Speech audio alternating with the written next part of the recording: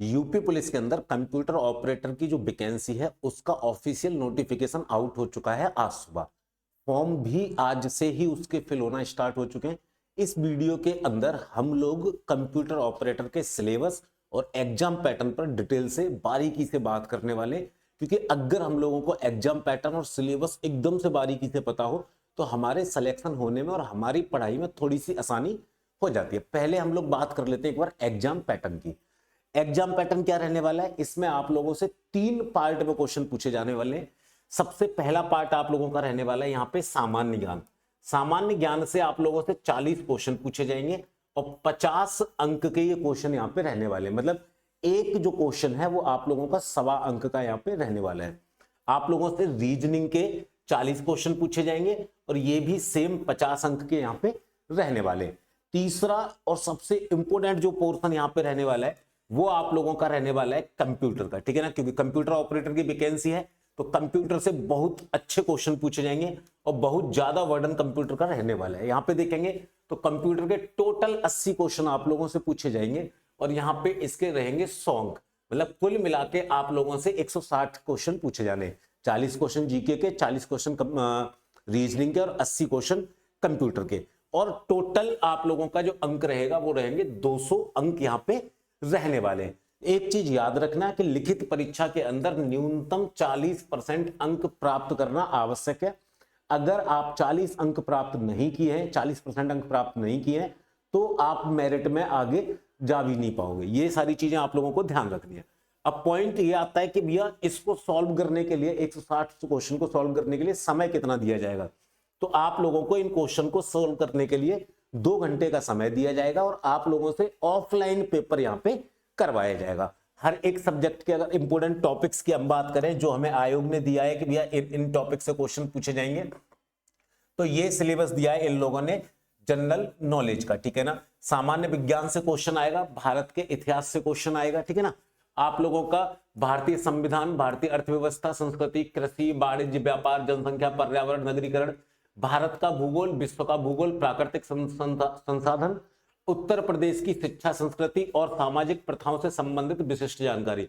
उत्तर प्रदेश में राजस्व, पुलिस व सामान्य प्रशासनिक व्यवस्था, मतलब यूपी जीके से भी आप लोगों को बहुत सारे क्वेश्चन यहाँ पे पूछे जाएंगे। बाकी स्टैटिक जीके आप लोगों की रहने वाली है जिसके अंदर देश, राजधानी, मुद्राएं, महत्वपूर्ण दिवस, अनुसंधान, खोज, पुस्तक, लेखक और सोशल मीडिया कम्युनिकेशन, यहाँ पे ये क्वेश्चन रहेंगे आप लोगों के।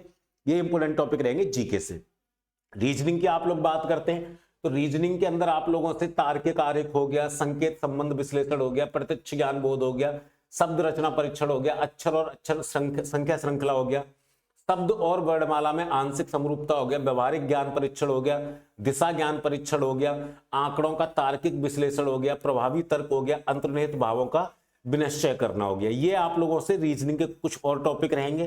कौन कौन से रहेंगे, कुछ और भाई आपका अनालॉजी से क्वेश्चन आएगा, ठीक है ना, समानता से क्वेश्चन आएगा, भिन्नता से आएगा, खाली स्थान भरना हो गया, विश्लेषण निर्णय हो गया, समस्या को सुलझाना, निर्णायक क्षमता हो गया, दृश्य स्मृति हो गया, विवेदन क्षमता, पर्यवेक्षण हो गया, रिलेशनशिप हो गया, अर्थमेटिक रीजनिंग हो गई आप लोगों की, शब्द और आकृति वर्गीकरण हो गया, अंकगणितीय संख्या श्रृंखला हो गया, अमूर्त विचारों व प्रतीकों और उनके संबंधों में सामंजस्य हो गया, ठीक है ना। कंप्यूटर से 80 क्वेश्चन पूछे जाने। कंप्यूटर में क्या रहने वाला है, कंप्यूटर साइंस के अंदर, ठीक है भैया, कंप्यूटर का इंट्रोडक्शन कि भाई कंप्यूटर किस किस तरीके, उसका पूरा हिस्ट्री, ठीक है ना, और evolution and generation of computer, पूरा आप लोगों से जो कंप्यूटर का इंट्रोडक्शन है वहां से क्वेश्चन आएंगे, ठीक है ना। डाटाबेस मैनेजमेंट सिस्टम, ठीक है ना, यहां से क्वेश्चन आप लोगों से पूछा जाएगा। आपसे PC software and office automation से पूछा जाएगा।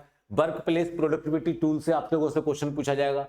कंप्यूटर नेटवर्क से क्वेश्चन पूछा जाएगा। द इंटरनेट से क्वेश्चन पूछा जाएगा। इमर्जिंग टेक्नोलॉजी एंड वेब प्लसिंग से क्वेश्चन पूछा जाएगा, ठीक है ना।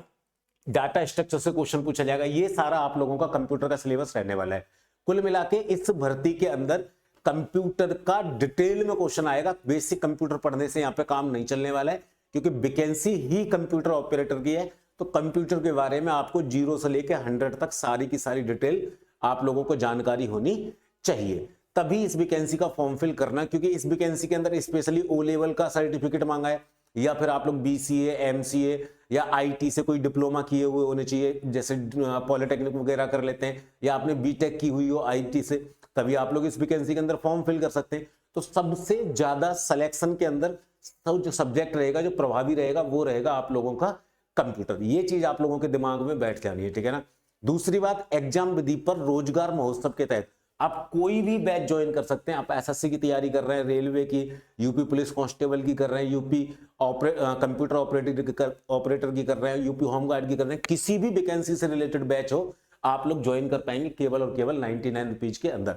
और इस चैनल को सब्सक्राइब जरूर कर लेना, क्योंकि जो भी इंफॉर्मेशन रहेगी इस वैकेंसी से संबंधित, इस चैनल पर वीडियो वाले सेक्शन में आप लोगों को मिलती रहेगी। मैं मिलूंगा अगली वीडियो में, तब तक के लिए जय हिंद, जय भारत।